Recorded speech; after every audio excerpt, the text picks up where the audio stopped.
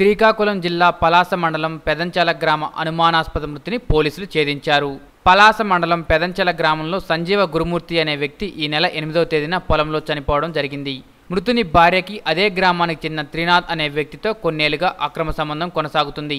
కొన్ని నెలల నుండి గురుమూర్తికి విషయం తెలియడంతో గురుమూర్తికి ఆయన భార్య అరుణకి గొడవలు జరుగుతుండేవి.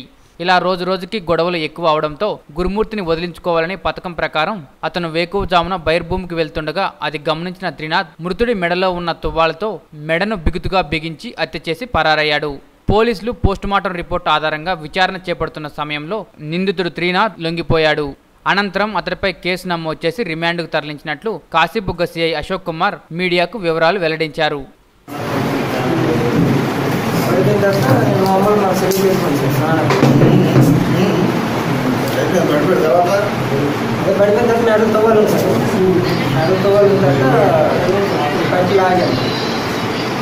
రాజస్థాన్ మామూలు ప్లాన్ ఉంది.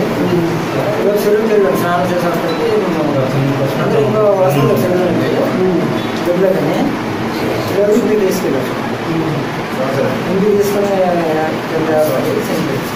వేకుగా ఉన్నాను సార్. 5కి మీరు వెళ్తారని మీకు తెలుసా? తెలియదు సార్. అసలు తెలియదు, నాకు తెలియదు, ఆయనకి తెలియదు. వస్తారో నాకు ఆయనకి తెలియదు, నాకు తెలియదు. ఈ నెల 8వ తారీఖున ఉదయాన మనకి ఒక రిపోర్ట్ రావడం జరిగింది.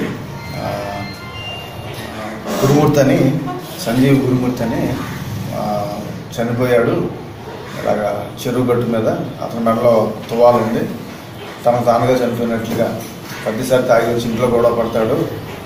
వద్దు అని అంటే తన పేకను నన్నుకోవడం, అలాగే టవల్ పెట్టి చచ్చిపోతానని చెప్పడం అలాంటివి చేస్తూ ఉండేవాడని. అలాగే ఆ రోజున చెరువు దగ్గరికి వెళ్ళి అక్కడ సూసైడ్ చేసుకుని చనిపోయినట్లుగా అలా కొడుకు రిపోర్ట్ ఇవ్వడం జరిగింది.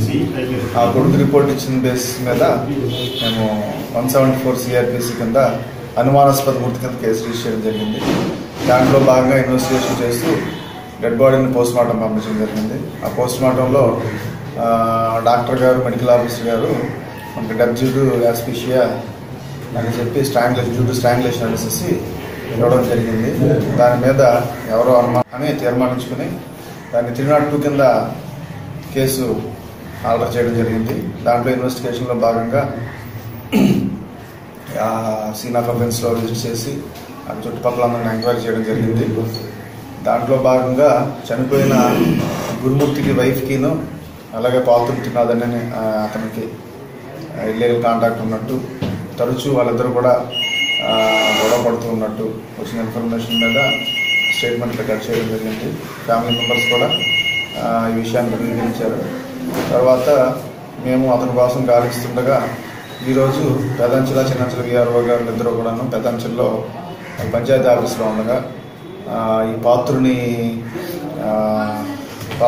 త్రినాథ్ అనే అతను ఎవరైతే చంపాడనుకుంటున్నామో అతను వాళ్ళ దగ్గరికి వెళ్ళి అతను చేసిన నేరాన్ని ఒప్పుకోవడం జరిగింది. అలాగే వాళ్ళిద్దరూ కూడా